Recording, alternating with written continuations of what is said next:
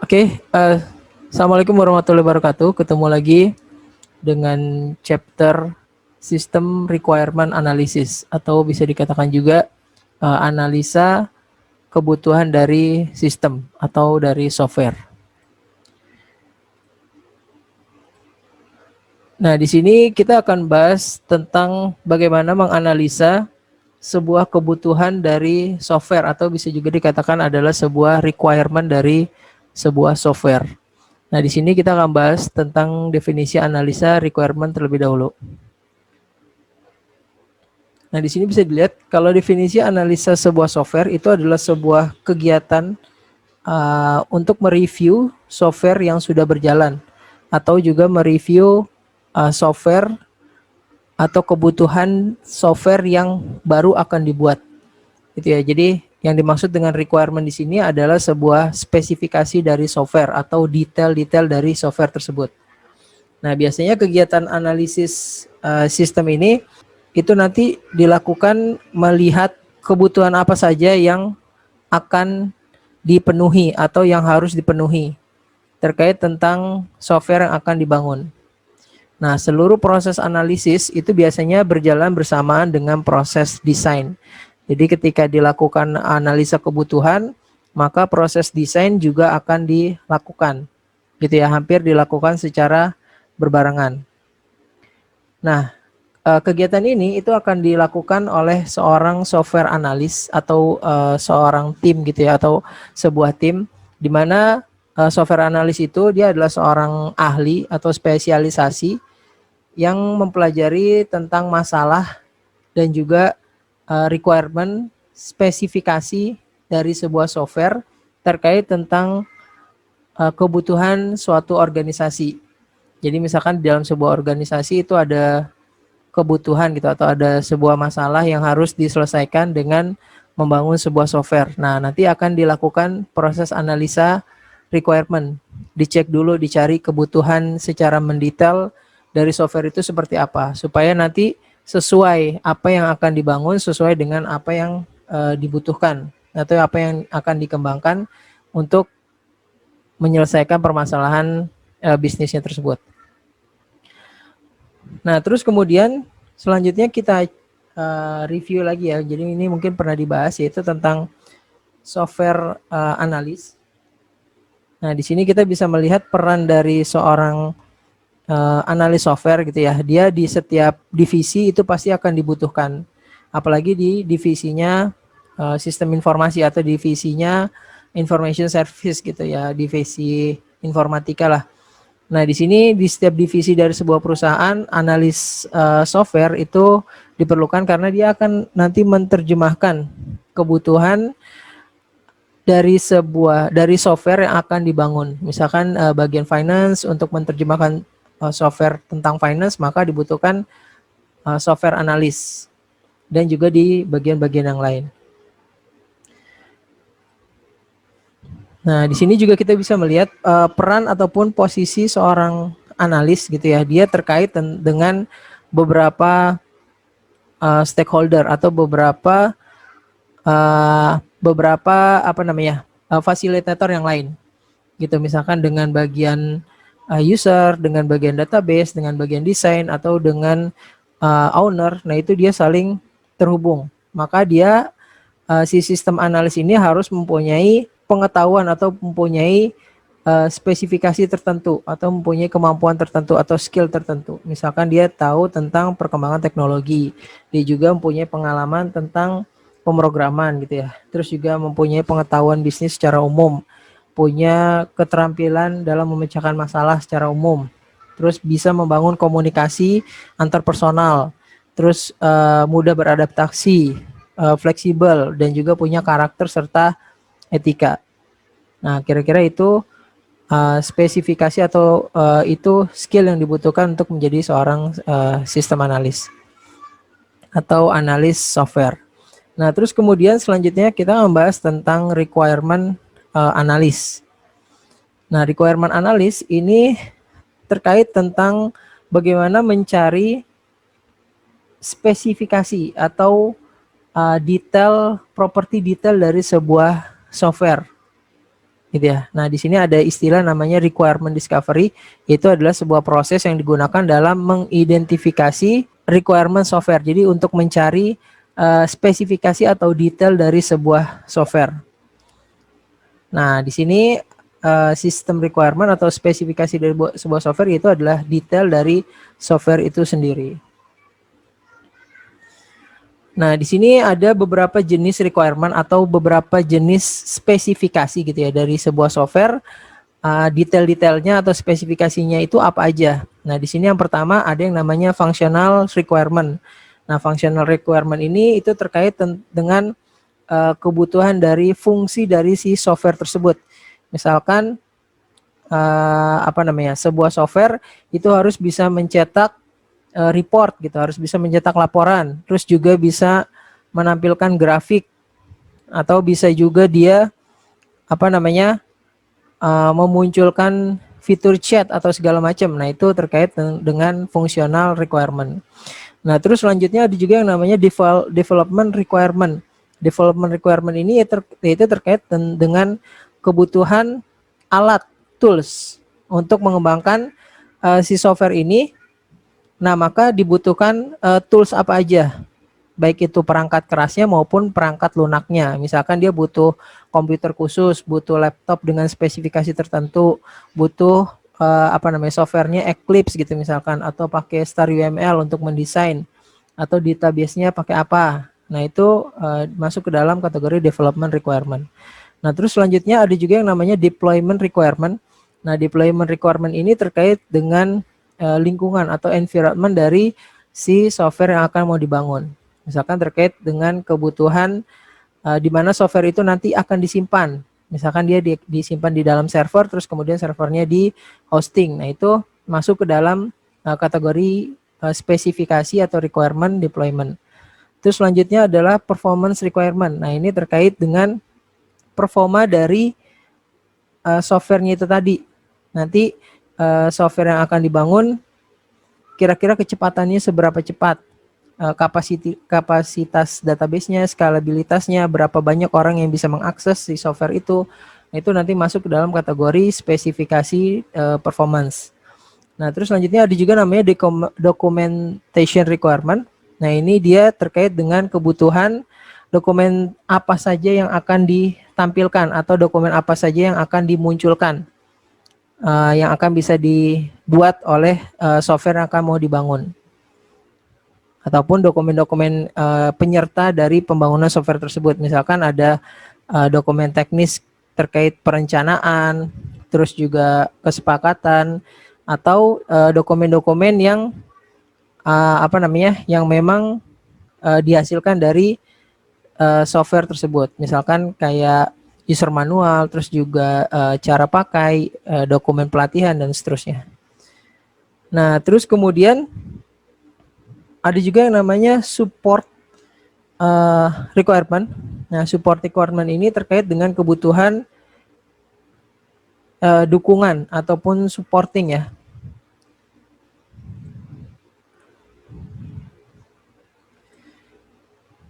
Terkait dengan kebutuhan ataupun supporting dari software yang akan dibangun. Nah, atau dukungan-dukungan teknis gitu. Misalkan setelah software nanti dipakai atau dibuat, maka ada bantuan apa gitu, ataupun ada supporting seperti kayak pelatihan, cara penggunaan. Nah, itu masuk ke dalam spesifikasi support. Nah, terus selanjutnya ada yang namanya miscellaneous requirement, yaitu kebutuhan-kebutuhan lain selain dari kebutuhan yang sudah dijelaskan di atas.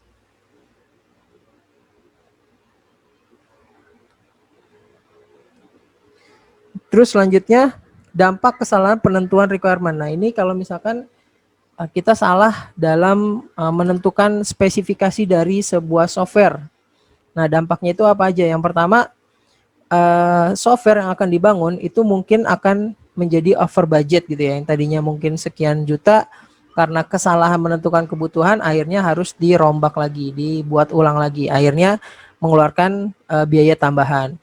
Nah, begitu juga dengan waktunya. Bisa jadi dia menjadi overtime, bisa jadi dia lebih lambat dari schedule yang sudah ditentukan karena spesifikasi softwarenya tidak sesuai dengan kebutuhan user.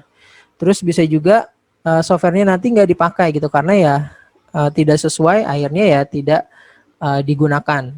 Nah, terus kemudian bisa menjadi biaya pemeliharaannya terlalu tinggi karena ada beberapa fitur yang tidak diperlukan tapi masuk ke dalam pemeliharaan misalkan. Terus softwarenya juga bisa dikatakan jadi rentan terhadap error atau tim yang membuat software tersebut ya reputasinya menjadi rusak gitu ya atau menjadi jelek karena ya dia tidak mampu mencari atau membuat software sesuai dengan keinginan user. Oke, terus selanjutnya kita ke framework problem solving. Jadi kita ke kerangka kerja dalam memecahkan permasalahan. Jadi ya, ketika kita mau mencari spesifikasi detail dari sebuah software, maka kita bisa menggunakan alat bantu sebuah framework gitu atau sebuah kerangka kerja. Nah, kerangka kerja itu namanya pieces. Pieces ini adalah singkatan dari beberapa aktivitas ya, atau beberapa kegiatan. Misalkan yang pertama itu adalah P. P-nya ini dari performance. Performance ini terkait dengan kebutuhan untuk meningkatkan performa gitu. Jadi ketika mau mencari kita mau mencari detail spesifikasi sebuah software, maka yang diperhatikan pertama itu adalah performance-nya. Bisa jadi dicari atau didiskusikan tentang seberapa cepat nanti software bisa menampilkan data, seberapa cepat software dapat mengelola data yang dipakai, atau seberapa cepat nanti software bisa memproses data yang digunakan gitu. Jadi itu bisa jadi bahan diskusi ketika mau mencari spesifikasi atau detail dari performance software. Nah, terus kemudian selanjutnya adalah I. I-nya ini terkait dengan information. Nah, information itu terkait dengan kebutuhan untuk menggambarkan informasi yang dibutuhkan atau informasi yang dikelola. Misalkan apa saja data yang diinput ataupun outputnya berupa seperti apa, kapan harus dilakukan input dan outputnya, terus data apa saja yang harus disimpan ke dalam database, data apa yang tidak perlu disimpan, nah terus seberapa update informasinya, ataupun seberapa cepat ya sebagaimana informasi yang akan muncul di tampilan user misalkan. Nah, itu terkait dengan I atau information. Nah, terus selanjutnya adalah E. E-nya ini adalah ekonomi. Jadi, ketika mau mencari spesifikasi sebuah software, maka faktor ekonomi juga perlu diperhatikan. Nah, di sini bisa dicari atau dijadikan bahan diskusi antara user dengan developer, yaitu kebutuhan akan software ini akan mengurangi biaya di bagian mana gitu. Artinya dengan menciptakan sebuah software atau dengan membangun sebuah software, perusahaan bisa menghemat di bagian mana biayanya atau bisa mendapat keuntungan apa gitu. Misalkan dia di unit operasional gitu misalkan. Nah, itu nanti mungkin operasionalnya bisa lebih otomatis, tidak perlu menginput data, jadinya biayanya bisa diringkas atau mengeluarkan kertas sudah tidak diperlukan lagi karena nanti laporannya berupa digital gitu misalkan. Nah, itu harus diketahui atau harus didetailkan spesifikasinya. Karena nanti dia terkait hubungannya dengan anggaran pembuatan software tersebut. Nah, terus selanjutnya adalah C. C-nya ini adalah kontrol. Nah, di mana kontrol ini adalah persyaratan pengendalian mewakili lingkungan di mana sistem harus beroperasi atau serta jenis dan tingkat keamanan yang harus disediakan. Jadi kontrol ini bisa juga dikatakan sebagai security, bagaimana tingkat keamanannya, bagaimana nanti softwarenya itu disimpan, datanya apa saja yang bisa diakses, data apa saja yang diprivasikan. Nah, itu bisa menjadi bahan diskusi gitu untuk mencari detail spesifikasi software yang akan dibangun, yaitu terkait dengan security ataupun kontrolnya. Nah, terus kemudian E yang kedua itu adalah efisiensi. Nah, di sini bisa diskusikan juga terkait dengan efisiensi apa yang bisa timbul gitu ya setelah menggunakan software ini. Apakah ada langkah duplikasi atau ada langkah yang redundan gitu ya. Artinya ada proses yang sama yang dikerjakan atau bisa dihilangkan. Jadi mungkin birokrasinya menjadi lebih singkat gitu misalkan, ataupun ya proses pengelolaan datanya sudah lebih cepat. Nah itu bisa dibahas terkait dengan spesifikasi software khususnya di bagian efisiensi. Nah terus kemudian yang terakhir itu di S-nya itu adalah service. Nah service ini bisa dijadikan sebuah diskusi yang mewakili bagaimana software yang akan dibangun itu bisa dihandalkan, bisa fleksibel, atau bisa dikembangkan atau diperluas lagi. Nah, siapa yang bisa menggunakan sistem, di mana mereka harus menggunakan sistem atau software tersebut, apakah ada pendidikan tertentu untuk bisa pakai sistem ini atau software ini, terus butuh pelatihan seberapa banyak gitu, atau butuh pendidikan seberapa dalam gitu untuk menggunakan software yang akan dibangun ini. Nah itu tadi adalah framework pemecahan masalah atau framework yang bisa digunakan dalam mencari detail dari kebutuhan sebuah software, yaitu pakai kerangka pieces. Nah terus selanjutnya kita ke proses requirement discovery, yaitu bagaimana proses mengambil atau mendapatkan requirement tersebut. Nah, jadi di sini pertama ada kriteria ya, kriteria untuk mendefine atau menentukan sebuah software requirement. Yang pertama itu harus konsisten. Artinya ketika melakukan pencarian kebutuhan itu, dia prosesnya itu tidak bertentangan atau tidak ambigu gitu. Jadi proses pencariannya itu harus dilakukan secara konsisten kriterianya untuk menentukan spesifikasi dari software. Jadi artinya fitur yang sudah ada, nah itu modelnya dilakukan dengan model yang sama. Jadi konsisten gitu, tidak berubah-ubah. Terus kemudian dilakukan juga secara komplit atau secara lengkap. Artinya di sini persyaratan itu menggambarkan semua inputan sistem mungkin ada responnya gitu. Jadi artinya setiap input yang dikerjakan atau setiap proses yang dilakukan di dalam software, nah itu dilakukan sampai selesai gitu, sampai komplit gitu. Jangan ada sebuah proses yang terhenti di tengah gitu ataupun ya tidak selesai. Nah, terus kemudian selanjutnya adalah appropriateness atau kelayakan. Nah, ini persyaratannya itu bisa dipenuhi berdasarkan SDM yang tersedia dan juga kendalanya apa. Gitu dalam mencari detail atau spesifikasi dari software.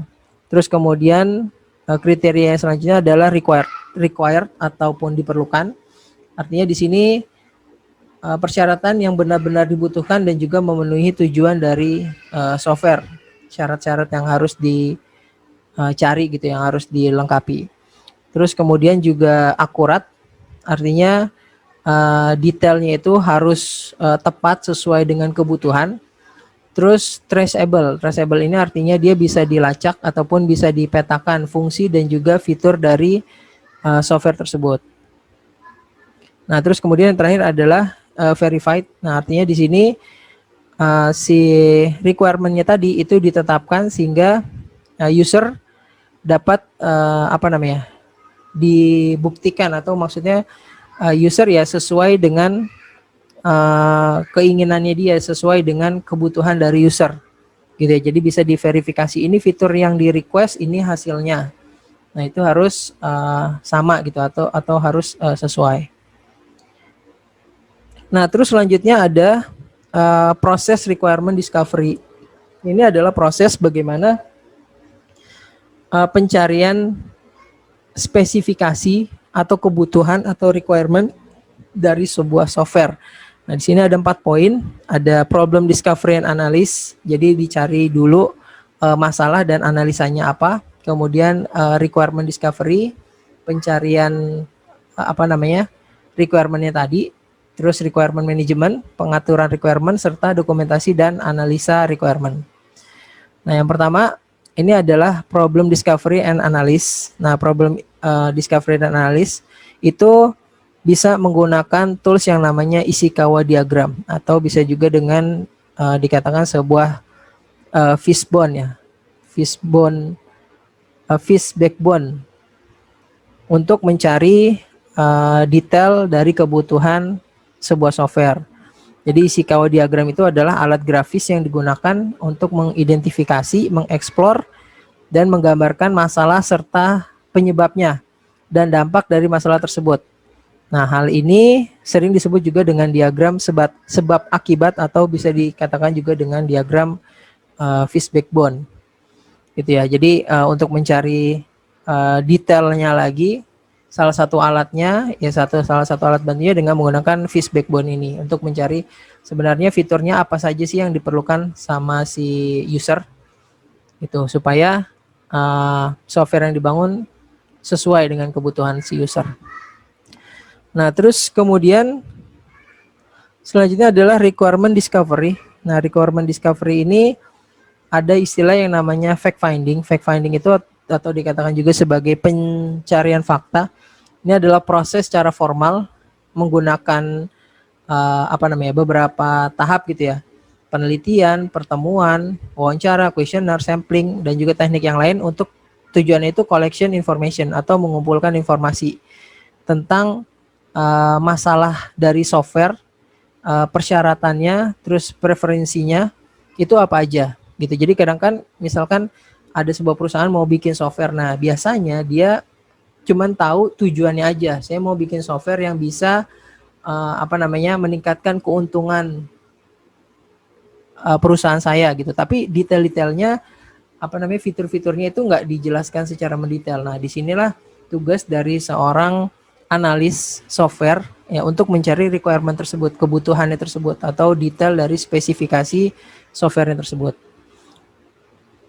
Nah, terus kemudian di dalam requirement discovery ini nanti ada yang namanya sensitive information.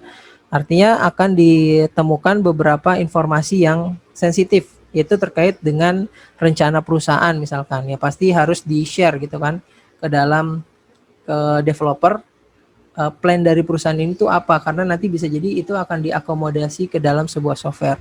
Terus terkait tentang gaji karyawannya, terus misalkan catatan kesehatan karyawannya itu akan di-share ke developer kalau diperlukan.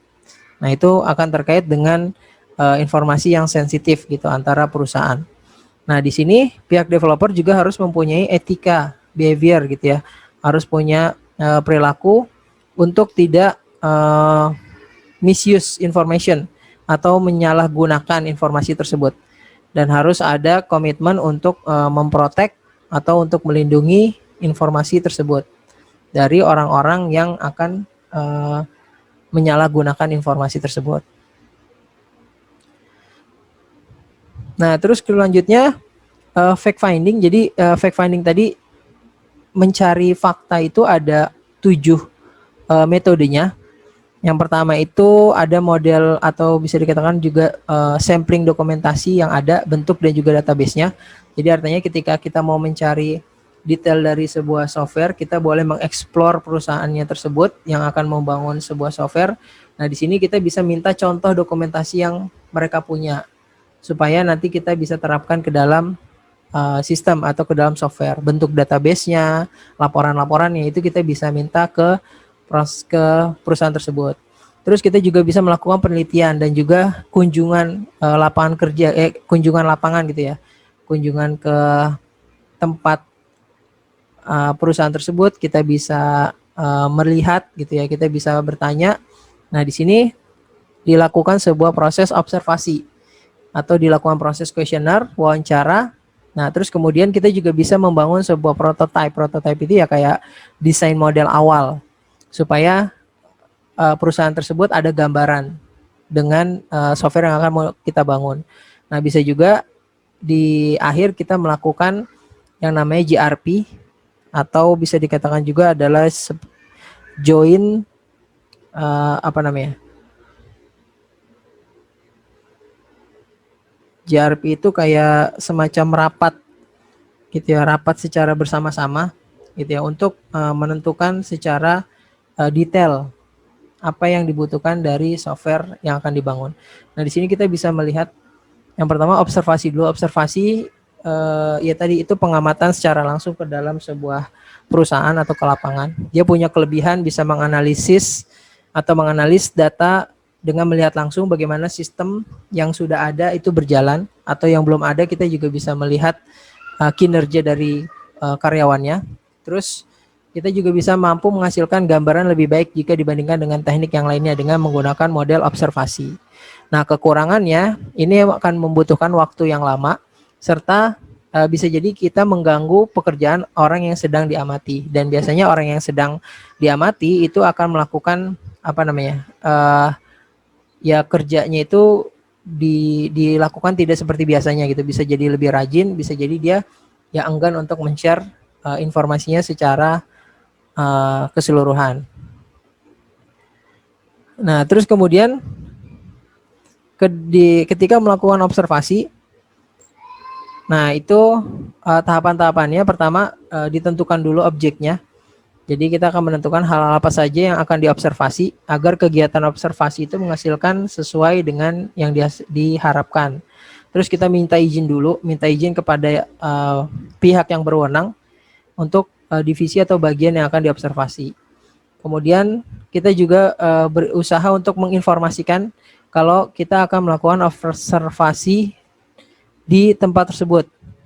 Nah, berusaha untuk tidak mengganggu pekerjaan mereka gitu ya ketika melakukan observasi. Nah, terus kemudian tetap low profile gitu ya, artinya ya menjaga adat dan juga sopan santun di sana. Nah, terus dibuat catatan seringkas mungkin. Jadi kalau ada yang nggak mengerti itu bisa langsung ditanyakan dan kita langsung bisa konfirmasi. Nah, kemudian kita juga bisa meninjau catatan observasi dengan pihak-pihak yang terkait. Nah, usahakan tidak mengganggu di tempat kerja tersebut. Terus fokus kepada fitur yang akan dicari gitu, ataupun apa yang akan diobservasi, bukan pada kegiatan-kegiatan yang sepele misalkan. Dan juga jangan membuat asumsi. Artinya semua hasil observasi harus dikonfirmasikan. Nah, terus kemudian tadi observasi, ini selanjutnya adalah questionnaire ya. Nah, ini questionnaire itu ya model pencarian tadi spesifikasi atau requirement dengan cara memberikan dokumen atau memberikan pertanyaan dalam bentuk dokumen. Nah, ini kita bisa menggunakan dokumen tersebut untuk mengumpulkan informasi dari responden. Nah, ini modelnya ada dua, ada yang namanya free format questionnaire, ada yang fixed format. Kalau free format itu biasanya pertanyaan isian, jadi responden itu bisa menjawab leluasa gitu ya dengan tulisan. Sedangkan kalau fixed format itu biasanya pertanyaannya adalah pilihan ganda, jadi jawabannya udah ditentukan, mereka tinggal memilih. Nah, dengan questionnaire ini ada kelebihan, yaitu hasilnya lebih objektif, waktunya juga lebih singkat. Kekurangannya responden cenderung malas gitu ya untuk mengisi, terus sulit membuat pertanyaan yang singkat, jelas, dan mudah dipahami. Nah, itu pencarian fakta dengan menggunakan questionnaire. Nah, terus bisa juga menggunakan wawancara. Model wawancara ini model pencarian fakta dengan langsung berinteraksi face to face dengan responden. Kelebihannya lebih mudah dalam menggali informasi, dapat langsung berinteraksi dengan user. Kekurangannya pertanyaan dapat menjadi tidak berarah gitu ya, atau terlalu meluas membahas hal-hal yang lain, dan bisa juga terlalu fokus pada satu hal tertentu aja, dan waktunya nggak berasa gitu, tahu-tahu udah kebanyakan atau lama. Nah, untuk membuat sebuah interview yang bagus, maka dibuatlah jadwal dengan narasumber, kemudian dipandu ketika melakukan wawancara, terus digunakan pertanyaan yang jelas dan mudah dipahami, serta menggali terkait kondisi software yang udah ada ataupun yang akan mau dibangun. terus berimprovisasi jika diperlukan gitu ya, pertanyaan-pertanyaan yang lain yang bisa menggali detail dari software yang akan mau dibangun. Kemudian catat hasil wawancaranya tersebut. Nah, terus kemudian ada juga tipe-tipe dari interview. Ada yang namanya unstructured interview, ada juga structured interview, open-ended question, dan close-ended question. Unstructured interview itu kayak model wawancara yang dilakukan hanya tujuan umum atau subjek yang sedikit.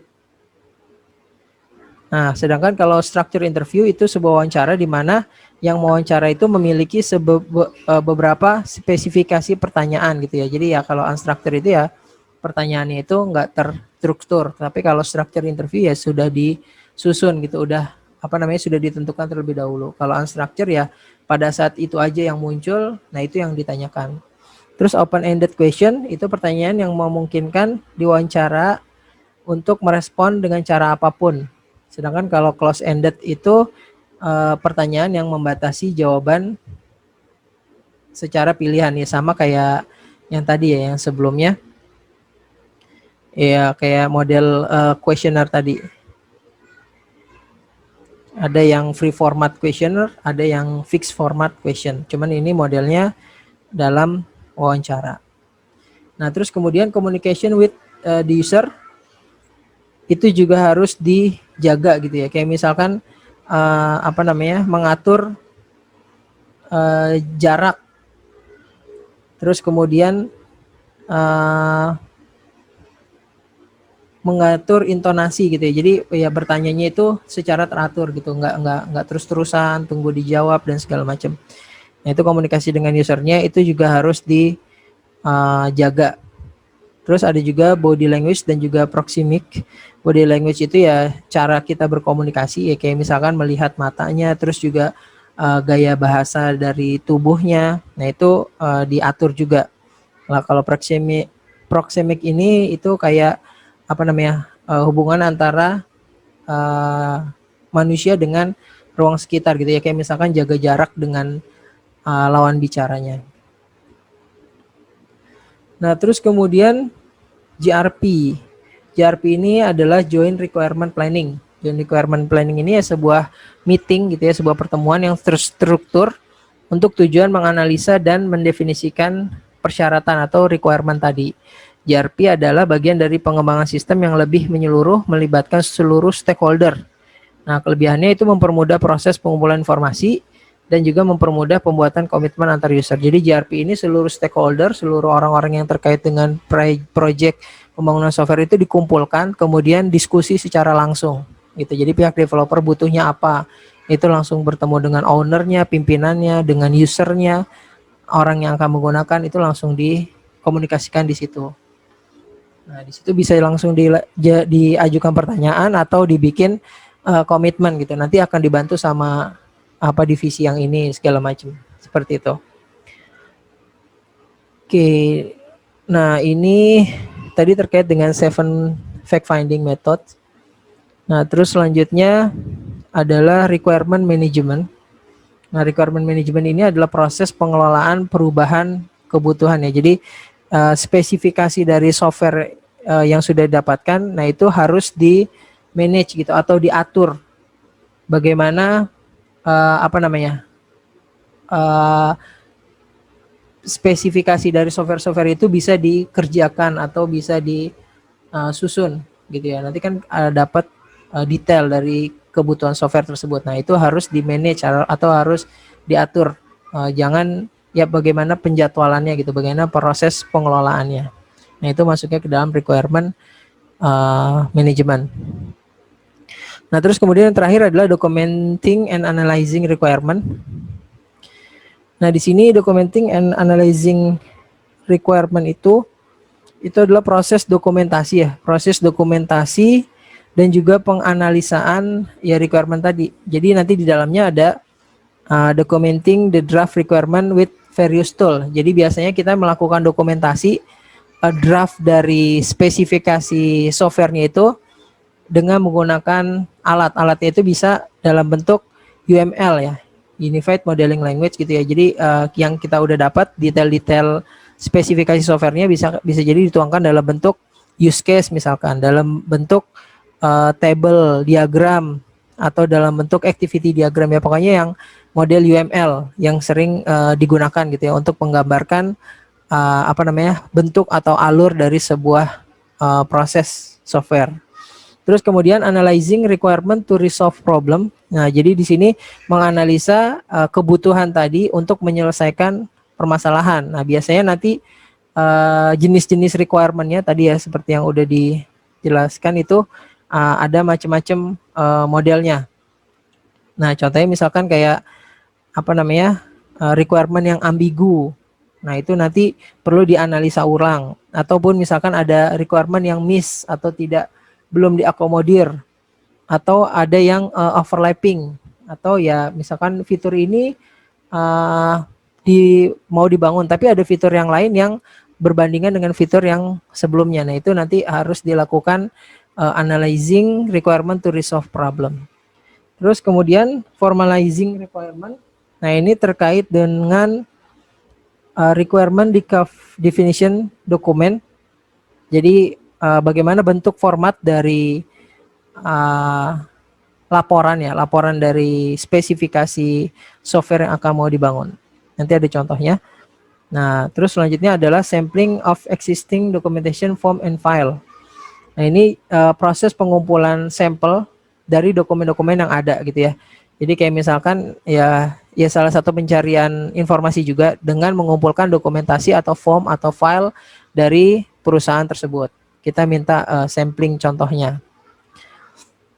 Nah, ini contoh laporan requirement definition report ya. Jadi laporan spesifikasi dari software yang akan dibangun. Nah, ini biasanya kalau di dalam sebuah project ada introduction, ada tujuan, ada latar belakang, ada scope, definition, dan segala macam. Nah, ini modelnya seperti ini. Ya kayak model mungkin kayak skripsi gitulah, kayak laporan KP gitu, mirip-mirip seperti itu. Terus ini sampling teknik. Nah, ini ketika mau mengambil contoh dokumen atau form dari perusahaan, itu bisa menggunakan model atau teknik randomization, artinya mengambil sampelnya itu ya berdasarkan acak aja, random gitu. Misalkan dari 10 divisi kita hanya ngambil 3 form dari divisi yang lain itu buat contohnya. Atau model tekniknya itu menggunakan stratification, yaitu teknik sampling yang sistematik gitu ya. Jadi ada strukturnya. Jadi ya kita ngambil contoh-contoh sampling datanya misalkan dari bagian yang lebih tinggi sampai ke level yang lebih rendah gitu, secara terstruktur. Nah, terus model observasi ini ya sama kayak yang tadi udah dijelasin tentang observasi, yaitu tentang penglihatan, pemantauan secara langsung ke lapangan dan juga mengambil sampel. Terus work sampling ini teknik pencarian fakta yang melibatkan sejumlah besar observasi yang diambil pada interval waktu yang acak gitu ya. Sama kayak observasi, tapi dia lebih luas lagi, lebih besar. Oke, sepertinya materi hari ini cukup sekian. Jadi intinya di hari ini kita membahas bagaimana mencari requirement software atau kebutuhan software secara mendetail. Nah, ini tadi kita udah bahas definisinya, kemudian bagaimana cara menganalisa requirement-nya, terus kemudian framework untuk mencari requirement tersebut, terus prosesnya atau alurnya dalam menemukan requirement-nya tersebut. Oke, baik, sampai di sini saya cukup sekian dulu. Nah, ini jangan lupa nanti videonya di-share di YouTube, di komen, di likes, dan juga di subscribe. Terima kasih. Selamat siang. Assalamualaikum warahmatullahi wabarakatuh.